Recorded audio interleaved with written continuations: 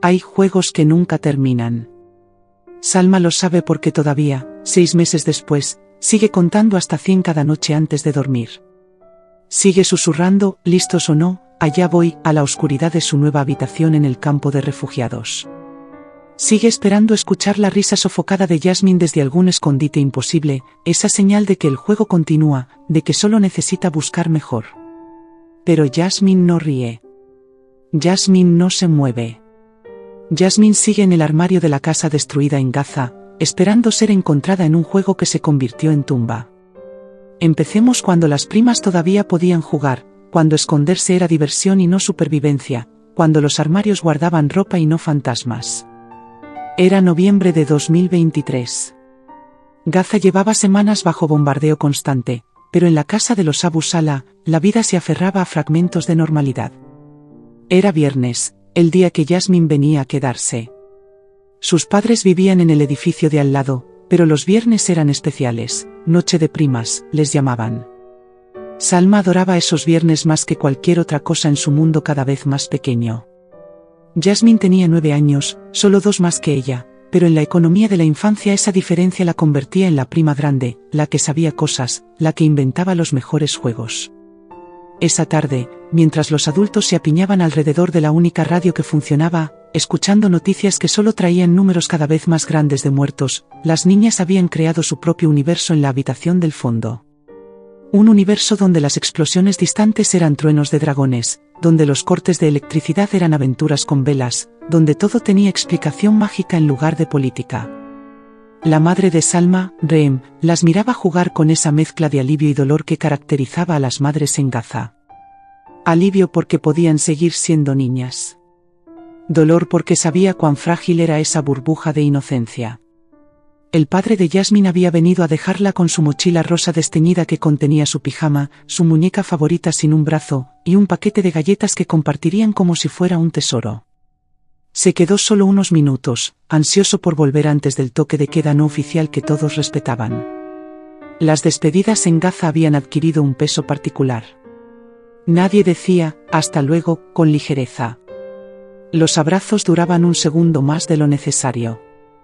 Las miradas cargaban promesas no dichas de intentar sobrevivir hasta el próximo encuentro. Cuando se fue, las niñas se sumergieron en su mundo. Primero jugaron a las muñecas, creando elaboradas historias donde las muñecas viajaban a países que solo conocían por la televisión. París, donde había una torre que tocaba las nubes. Nueva York, donde los edificios eran tan altos que los pájaros se cansaban. Lugares imposibles donde las niñas podían caminar sin miedo y los padres nunca tenían esa arruga de preocupación entre las cejas. Después dibujaron. Jasmine era mejor artista, sus manos seguras creando flores que parecían crecer del papel. Salma intentaba copiarla, frustrándose cuando sus flores parecían más bien explosiones de colores sin forma. Jasmine, con paciencia de hermana mayor honoraria, guiaba su mano. La electricidad se fue, como siempre, alrededor de las 7.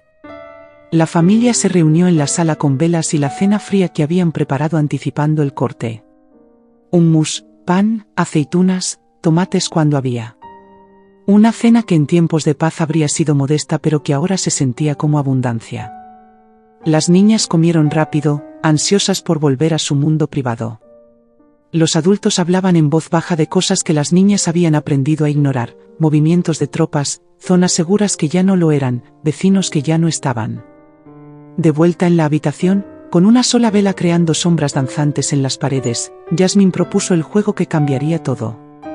Era su juego favorito, más emocionante en la oscuridad. Las reglas eran simples, una contaba hasta 100 mientras la otra se escondía. Luego la buscadora tenía que encontrar a la escondida antes de que ésta llegara a la base, en este caso, la cama de Salma. Habían jugado este juego cientos de veces. Conocían cada escondite potencial en la pequeña habitación, detrás de las cortinas, bajo el escritorio, en el espacio entre la pared y el ropero. Pero Jasmine siempre encontraba formas de hacerlo nuevo, de sorprender. Esa noche, Salma fue la primera en contar. Cerró los ojos, presionó su cara contra la pared y comenzó. Escuchó los pasos suaves de Jasmine, el crujir del piso de madera, el roce de tela. Sonidos familiares del juego. Cuando llegó a 100, se dio vuelta. La habitación parecía vacía a la luz de la vela. Las sombras creaban escondites donde no los había, transformando el espacio conocido en territorio misterioso. Salma comenzó a buscar. Primero los lugares obvios. Detrás de las cortinas, solo pared. Bajo el escritorio, solo sus cuadernos escolares polvorientos. En el rincón oscuro, nada. Entonces escuchó la risa sofocada. Venía del armario. Por supuesto.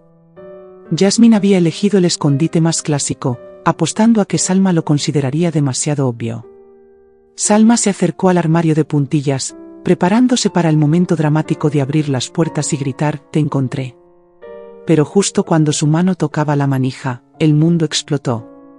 No fue como las explosiones distantes a las que se habían acostumbrado. Esta fue inmediata, ensordecedora, física. La onda expansiva lanzó a Salma hacia atrás. La vela se apagó. El techo crujió, lloró polvo, y luego parte del simplemente no estuvo más. En la oscuridad total que siguió, Salma no podía orientarse. Sus oídos zumbaban con un tono agudo que ahogaba todo lo demás. Tosió, el polvo llenando sus pulmones. Trató de llamar a Jasmine pero no podía escuchar su propia voz. Tanteó en la oscuridad, sus pequeñas manos encontrando escombros donde antes había piso liso. Su mente de 7 años luchaba por entender la transformación. ¿Dónde estaba su habitación? ¿Dónde estaba la vela? ¿Dónde estaba Jasmine? El armario. Jasmine estaba en el armario. Gateó hacia donde creía que estaba, guiándose por memoria más que por vista. Sus manos encontraron madera.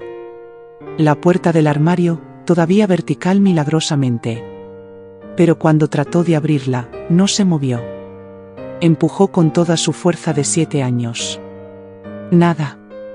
La puerta estaba atascada, bloqueada por algo pesado del otro lado. Podía sentir que toda la estructura del armario se había torcido, las puertas selladas por la presión.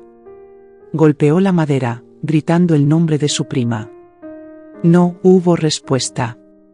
O tal vez sí la hubo y ella no podía escucharla sobre el zumbido en sus oídos. Las voces llegaron desde algún lugar lejano. Su madre gritando su nombre. Pasos corriendo. Manos que la encontraron en la oscuridad, que la levantaron, que la sacaron de los escombros. Salma se resistió. Señalaba el armario, trataba de explicar, pero las palabras se atascaban en su garganta llena de polvo. Los adultos no entendían. Estaban enfocados en sacarla, en verificar sus heridas, en lidiar con su propia conmoción. La sacaron de la habitación, de la casa, a la calle donde el caos reinaba. Edificios en llamas, gente corriendo, sirenas ululando. Pero Salma solo podía pensar en el armario, en Jasmine esperando ser encontrada, preguntándose por qué el juego no terminaba. En la confusión, nadie notó inmediatamente que Jasmine faltaba. Había heridos por todas partes, familias separadas, el barrio entero en pánico. Los padres de Jasmine estaban atrapados en su propio edificio dañado. Fue Salma quien finalmente logró hacerse entender. Agarró a su madre, la sacudió con fuerza sorprendente, y señaló hacia la casa. Una palabra logró salir clara: Jasmine. La comprensión llegó como otra explosión. Reem gritó a los hombres que ayudaban. Explicó. Señaló.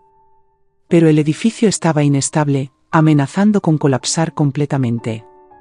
Era demasiado peligroso entrar. Salma observó cómo los adultos discutían, gesticulaban, se desesperaban. Nadie entraba. Nadie iba por Jasmine. Fue entonces cuando notó algo en el suelo, medio enterrado en los escombros, la zapatilla de Jasmine. Rosa con flores bordadas, una del par que usaba esa noche. La recogió y la apretó contra su pecho. Era la prueba de que no había imaginado todo. Jasmine había estado ahí. Estaba ahí. Esperando. Las horas se convirtieron en una pesadilla borrosa. Los llevaron a un refugio temporal. Los padres de Jasmine aparecieron, frenéticos, demandando respuestas que nadie podía dar. Equipos de rescate llegaron, pero el edificio era demasiado inestable. Cada intento de entrar provocaba más derrumbes. Salma no soltaba la zapatilla. Se sentó en una esquina del refugio, meciéndose ligeramente, contando hasta 100 una y otra vez. Si contaba lo suficiente, si lo hacía bien, el juego continuaría. Jasmine saldría riendo del armario, quejándose de que había tardado demasiado en encontrarla. El primer día pasó. Luego el segundo. Los equipos de rescate trabajaban cuando podían, pero había tantos edificios colapsados, tantas personas atrapadas. Los recursos se estiraban hasta romperse. Los padres de Jasmine se turnaban entre rogar a los rescatistas y sentarse en silencio aterrador. Reem trataba de hacer que Salma comiera, durmiera, hablara.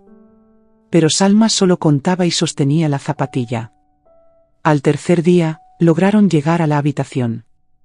Salma quiso ir con ellos, pero no la dejaron.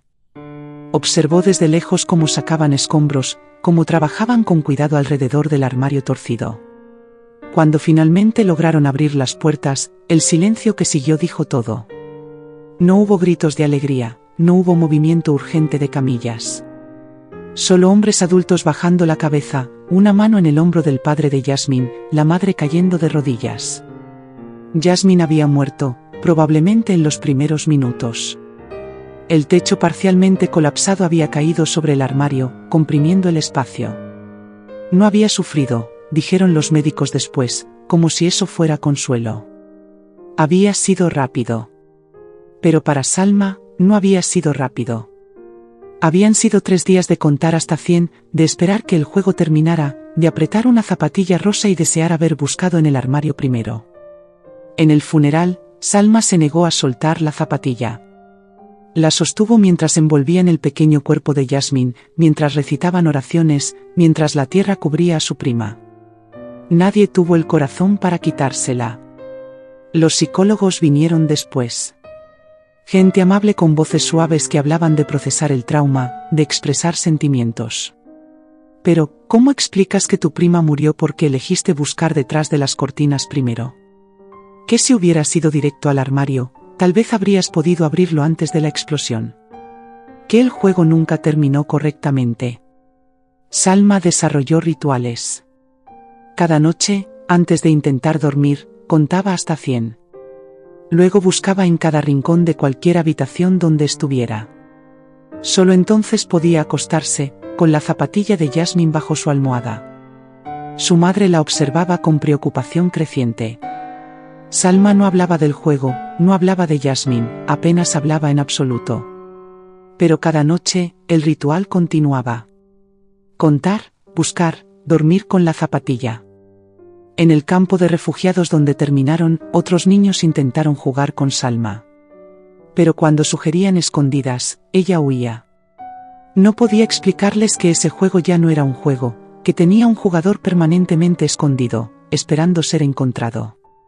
Meses después, una trabajadora social particularmente perceptiva notó el patrón. Se sentó con Salma, no presionando, solo estando presente. Después de muchas sesiones en silencio, Salma finalmente habló. Le contó sobre el juego. Sobre cómo Jasmine siempre encontraba los mejores escondites. Sobre la risa sofocada desde el armario. Sobre cómo estuvo tan cerca de encontrarla.